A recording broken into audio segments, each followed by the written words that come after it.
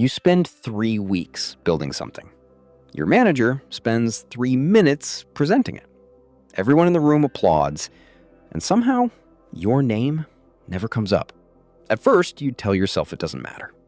Maybe they forgot. Maybe there wasn't enough time. Maybe your manager was just summarizing the team's work.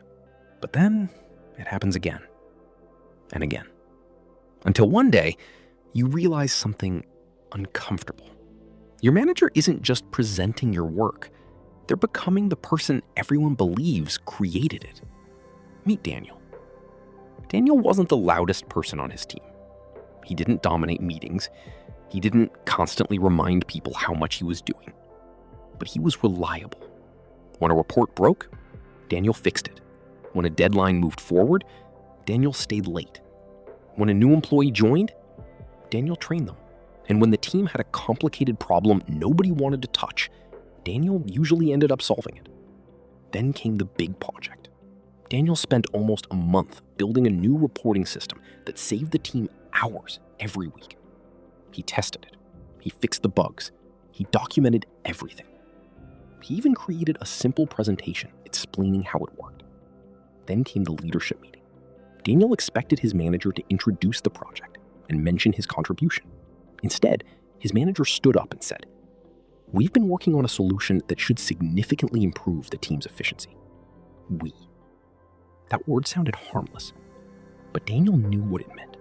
His manager walked through the entire project, the numbers, the results, the improvements, and when the senior director asked, "Who came up with this?" his manager smiled and said, "It was a team effort." The meeting ended. People congratulated the manager. Daniel went back to his desk. And that's when something changed. Not in the project, in Daniel. He started wondering, if I keep doing great work, but someone else gets associated with the results, what exactly am I building? Maybe you've experienced some version of this. You write the report, someone else presents it. You solve the problem, someone else explains the solution. You build the relationship, someone else gets praised for it. And the frustrating part is that your manager may not even be lying. They may genuinely believe they deserve some of the credit. After all, they're responsible for the team. They're accountable for the results. They were the one in the meeting. So where does leadership end and credit stealing begin? That's where workplace psychology gets interesting. Because people don't always take credit simply because they're dishonest. Sometimes they take credit because of something much more human. Status. Inside organizations, people are constantly being evaluated. Who looks capable? Who gets trusted? Who gets invited into important conversations? Who gets promoted? Who gets remembered when leadership asks, who are the people making this team successful? And here's the uncomfortable part. Senior leaders usually don't see all the work. They see a filtered version of reality. Your manager is often the filter. They decide what gets communicated upward. They decide which achievements get emphasized. They decide which problems become visible. And that creates something called an attribution advantage. The person closest to leadership can become associated with the outcome, even when someone else did most of the work. Think about a movie. Hundreds of people can work behind the scenes. But when the audience talks about the movie, they remember a handful of names. Corporate life works the same way. The person doing the work isn't always the person who becomes associated with the result. And this is where many high-performing employees make a dangerous mistake. They assume, if my work is good enough, people will eventually notice. But organizations don't automatically reward effort. They reward what becomes visible, memorable, and connected to business impact. That's the O moment.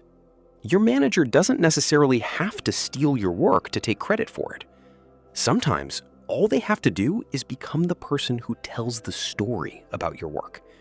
And whoever controls the story often controls who gets remembered. Now, that doesn't mean every manager is secretly trying to erase you. Some managers are genuinely good leaders. They actively recognize their employees. They say your name in the room. They explain who did what. They create opportunities for their people. But if your manager consistently absorbs your achievements while keeping your contributions invisible, you shouldn't respond by becoming angry and confrontational, because there's a smarter strategy. Don't fight for credit after the fact. Build visibility before the credit is assigned.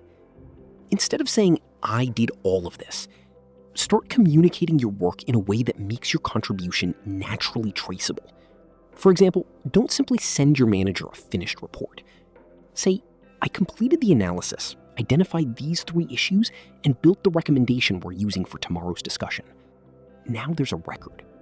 You're not bragging, you're creating context. After a successful project, don't disappear. Send a concise update. The project is now live. The reporting process I built reduced the manual work from 4 hours to 1. Again, you're not asking for applause. You're connecting your name to the result. And in meetings, learn to speak when your expertise is relevant. If your manager says, "We improved the reporting process," you don't need to interrupt and say, "I did that." Instead, you can say, "Yes, I can walk everyone through how we changed the process and what drove the improvement." Now you're visible without being political. There's another strategy that's even more important. Build relationships beyond your manager. Not because you should go around your boss, because your career shouldn't depend on one person's memory. If senior stakeholders, colleagues, and cross-functional partners know the value you bring, it becomes much harder for one person to completely control your professional reputation. And there's one final lesson. Stop confusing being useful with being visible. You can be the person everyone depends on and still be the person nobody remembers. You can solve every problem and still watch someone else receive the opportunity.